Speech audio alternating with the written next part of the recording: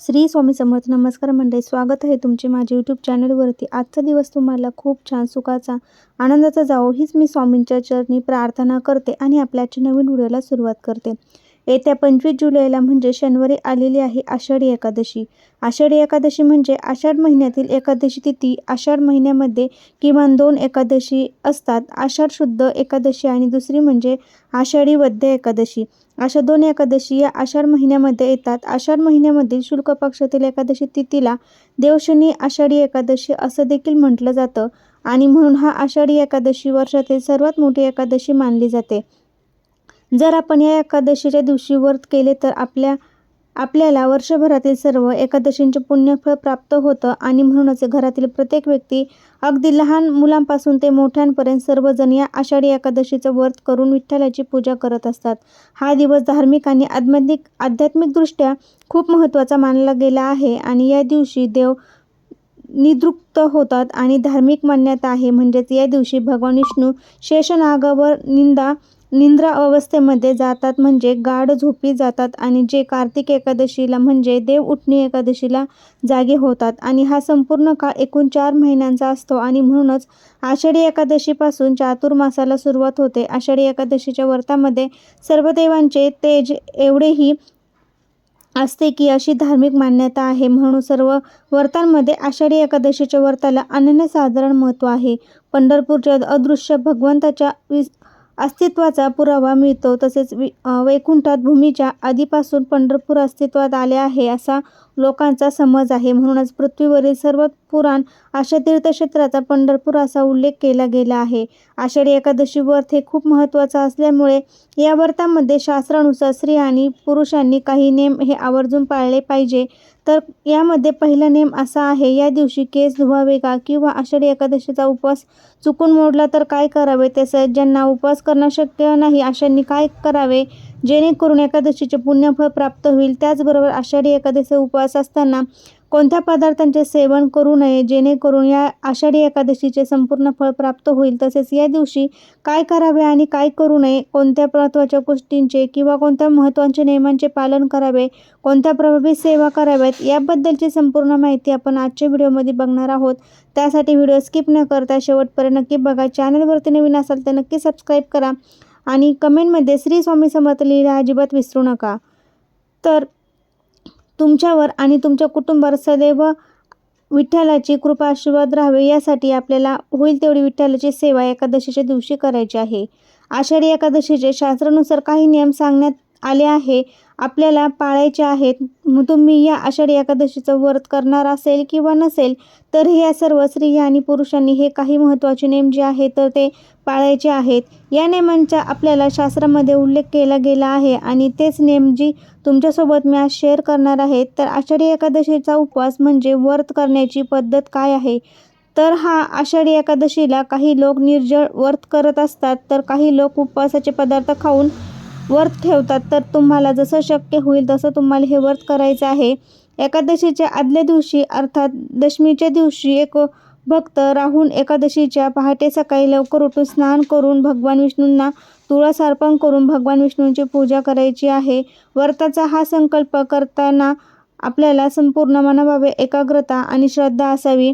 तर हा दिवस संपूर्ण तुम्हाला एकादशीच्या दिवशी उपवास करायचा आहे. आता बऱ्याच जणांना प्रश्न पडणार आहे की एकादशीच्या आदल्या दिवशी अर्थात दशमीच्या दिवशी एकभुक्त म्हणजे राहायचं का? म्हणजे नक्की काय करायचं? तर एकभुक्त राहणं म्हणजे आदल्या दिवशी तुम्ही जेवण केल्यानंतर पुन्हा जेवण करायचं नाही, कारण दुसऱ्या दिवशी लगेच एकादशीचं व्रत असणार आहे. त्यामुळे जे काही अन्न आपल्याला खायचं आहे तर ते पोटभर खाऊन घ्यायचं आहे. सारखं संध्याकाळी जेवायचं नाही. आता उपवास कधी करायचा आहे आणि तो कधी सोडायचा आहे? तर उपवास हा आपल्याला 25 जुलैला म्हणजे शनिवारी या दिवशी आषाढी एकादशीचा व्रत करायचा आहे. आपल्याला रविवारी 26 जुलैला सकाळी सोडायचा आहे. आता या व्रताच्या पारणं सोडण्याचा जो शुभ मुहूर्त आहे तो सकाळी म्हणजे 26 जुलैला सकाळी 5:28 ते 8:30 वाजेपर्यंत हे व्रत सोडण्याचा शुभ मुहूर्त आहे. या वेळेमध्ये तुम्हाला शक्य झालं तर उपवास सोडला, नाही तर शक्य झालं तर तुमच्या वेळेनुसार तुम्ही हा उपवास सोडू शकता. तर एकादशीचे व्रत सोडू शकतात. फक्त एकादशीचं व्रत हे जे आहे तर ते संपूर्ण दिवसभर आणि रात्रभर केलं जातं आणि दुसऱ्या दिवशी म्हणजे द्वादशीला हे व्रत जे आहे तर ते सोडलं जातं. आता द्वादशी हे व्रत सोडताना वामनची पूजा करून पारणे सोडावे का या दोन्ही दिवशी भगवान विष्णूंची पूजा करून रात्रभर तुपाचा दिवा लावावा. आता तुमचा नेम हा फार महत्त्वाचा आहे. तर या आषाढी एकादशीच्या दिवशी केस धुवायचे का? कारण या दिवशी आपल्याला प्रत्येकाला व्रत असतं आणि म्हणूनच आपण या दिवशी केस धुत असतो. तर म्हटलं जातं की केस धुतल्यानंतर आपले शरीर, मन, आत्मा हा शुद्ध होतो आणि पवित्र होतो. पण मंडळी, हिंदू मान्यतेनुसार एकादशीच्या दिवशी केस धुणे किंवा केस कापणे निषिद्ध मानले जाते. म्हणजे या दिवशी केस धुतले जात नाही आणि केस देखील कापले जात नाही. आपल्याला घरातील वडीलधारे मंडळी हे सुद्धा आपल्याला सांगत असतात लहानपणापासून. तर ही गोष्ट आपल्याला माहीत आहे. पण या सध्याच्या मॉडर्न युगामध्ये आपण वास्तुशास्त्राचे काही नियम किंवा आपल्या घरातील वडीलधाऱ्या व्यक्तींचे काही नियम जे आहे तर ते पाळत नाही आणि त्यामुळे आपल्याला अनेक संकटांना सामोरं जावं लागते. बऱ्याच वेळा तुम्ही तुमच्या आजी आजोबांचं ऐकतात किंवा ऐकत नसाल तर त्याचे परिणाम हे वाईट होतात. त्यामुळे आपल्याला काही नियम आहे तर ते पाळणे खूप आवश्यक आहे. तर घरातील सुख समाधान जे असतं तर ते नाहीसं होतं. तुमच्याकडे आनंद होता आणि घरामध्ये धनसनातील बरकतसुद्धा होती. पण आज बघा, आपल्याकडे सर्व काही असून आपल्याकडे शांतता नाही, समाधान नाही आणि आनंदसुद्धा नाही. त्यामुळे लाखो पैसे महिन्याला येत असतील, काम देखील आहे, पण पैसा आजारपणामध्ये निघून जात असेल किंवा इतर काहीतरी समस्या येत असतील आणि आलेला पैसा हा निघून जातो, असं होत असतं. कारण विशेष स्थितीवरती आपल्याकडे काही छोट्या मोठ्या चुका होतात, आपल्या माहीत नसतात आणि म्हणूनच आपल्याला संकटांना सामोरे जावे लागते. तर त्यासाठी आपल्याला एकादशीच्या दिवशी केस धुवायचे नाही. एकादशीच्या आदल्या दिवशी तुम्ही केस धुवून ठेवू शकतात. मुलं असो किंवा स्त्री असो, पुरुष असो किंवा कुणी असो, केस हे जे आहे तर ते अजिबात धुवायचे नाही एकादशीच्या दिवशी. असं म्हटलं जातं की या दिवशी आध्यात्मिक ऊर्जा आणि भक्ती टिकवून ठेवण्यासाठी शरीर शांत आणि शुद्ध ठेवले पाहिजे. असा अनेकांचा विश्वास आहे की केस धुतल्याने प्रार्थना जी आहे ते ध्यान कारण असते हे देवापर्यंत पोचते. असं अजिबात नाही. तुम्ही फक्त भक्तिभावाने जी काही सेवा कराल, ती व्रत कराल, ते भक्ती भगवंतापर्यंत पोचते. त्यामुळे आपल्याला हा नेम जो आहे तो कटाक्षाने नेम पाळायचा आहे. तर असा आहे की दुसरा नेम, एकादशीच्या दिवशी अविवाहित मुली किंवा स्त्रियांनी केस जे आहे तर ते अजिबात धुवू नये. आता यानंतर पुढचा नेम असा आहे की या एकादशीच्या दिवशी चुकून उपवास मोडला तर काय करायचं? बऱ्याच वेळा असं होतं ना की आपल्याला उपवास करण्याची सवय नसते आणि आषाढी एकादशीला आपण सर्वजण व्रत करत असतो. त्यामुळे व्रत करत असताना आपल्याकडनं काहीतरी पदार्थ जे आहे तर ते खाल्ले जातात, जे की उपवासात चालत नाही आणि अशा वेळी आपलं व्रत जे आहे तर ते मोडलं जातं. जर तुमच्याकडून या बाबतीत सुद्धा असं घडत असेल तर अशा वेळी काय करायचं बघा. एकादशीला चुकूनही उपवास मोडला तर अजिबात घाबरण्याचे कारण नाही. शास्त्रात चुकून झालेल्या चुकीसाठी क्षमा मागण्याची सोय आहे. उपवास मोडला तर आपल्या देवासमोर किंवा भगवान विष्णूंसमोर, विठ्ठलाच्या मूर्तीसमोर किंवा फोटोसमोर जाऊन हात जोडून आणि चूक झाली आहे, अजिबात चुकीबद्दल क्षमा मागा.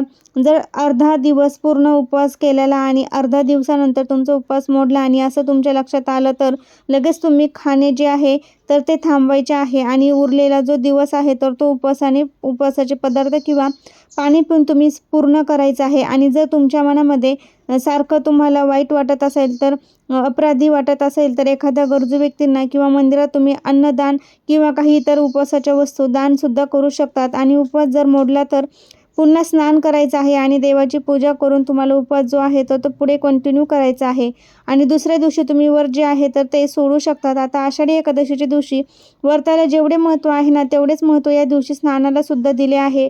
तर या दिवशी लाखो वारकरी पंढरपूरला जाऊन चंद्रभागेचे स्नान करत असतात. तेथे स्नान केल्याने आपल्यामध्ये जे काही दोष असतात, जे काही नकारात्मक ऊर्जा असते तर ते नष्ट होतात, पाप नष्ट होते आणि मोक्षाची प्राप्ती होत असते. पण आता सर्वांनाच पंढरपूरला जाऊन स्नान करणं शक्य होत नाही. तर अशा वेळी आपल्या घरीच आंघोळीच्या पाण्यामध्ये काही गोष्टी टाकून स्नान करायचं आहे. तर आंघोळीच्या पाण्यामध्ये थोडंसं गंगाजल, तुळशीपत्र आणि थोडीशी हळद टाकून तुम्हाला स्नान करायचं आहे, जेणेकरून तुम्हाला पंढरपूरच्या चंद्रभागेमध्ये स्नान केल्याचे पुण्य प्राप्त होईल आणि सर्व पापातून, पितृदोषातून तुमची मुक्तता होईल. तर तुमचं शरीर देखील शुद्ध आणि पवित्र होईल. लहान मुलांपासून ते मोठ्यांपर्यंत सर्वांनी हा एक नेम जो आहे तर तो एकादशीच्या दिवशी स्नान करताना पाळायचा आहे.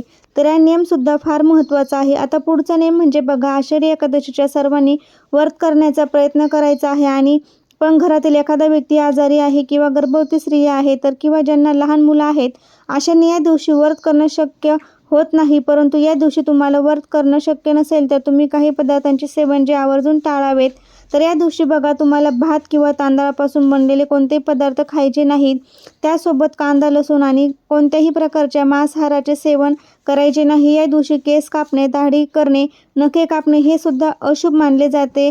त्याचबरोबर एकादशीच्या दिवशी आपल्याला दिवसभर झोपणे आवर्जून टाळावे. मन शांत भंग होईल असं कोणतेही वर्तन किंवा वादविवाद तुम्हाला करायचे नाहीत. नक्कीच तुम्हाला व्रत न करता सुद्धा या संपूर्ण दिवसाचं आषाढी एकादशीचं फळ जे आहे तर ते प्राप्त होईल.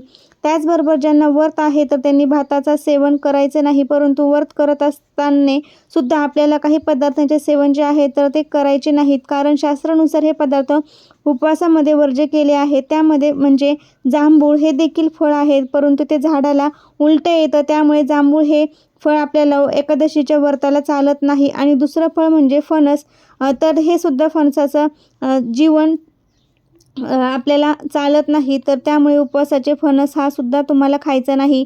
उपवासामध्ये तुम्ही वरई, साबुदाणा त्याचबरोबर इतर उपवासाचे पदार्थ असेल, बटाटा किंवा जे काही फळं असतील, दूध असेल, चहा असेल तर ते तुम्हाला उपवासामध्ये घेऊ शकतात.